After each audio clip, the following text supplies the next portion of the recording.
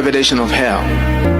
At that time, these were the messages he gave us for the world. But later in September of 2012, when we had prayers, the Lord manifested himself in our presence again. We were having prayers at home with a few brothers and sisters from church and had been crying out to God all day. We prayed till midnight. My sister Zipporah and I were on our knees next to each other, just praying with all our hearts, when suddenly a very bright light came down from heaven. Most of the people in the room saw it. Immediately this light came down and reached where my sister and I were kneeling. It was as though the lid of hell opened. Suddenly we heard voices screaming, billions and billions of voices screaming in agony. Everyone in the room could hear the voices. We were horrified because we knew there were voices from hell. I don't know how we knew that, but in the spiritual realm, you just become aware of things that you were unaware of. You just know it.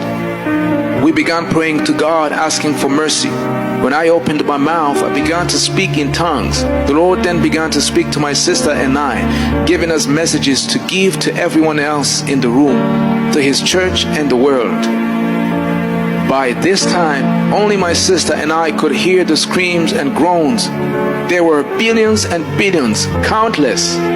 They were crying out in so much agony. Some sounded like they were being strangled. Others were shouting, "Fire! Fire!"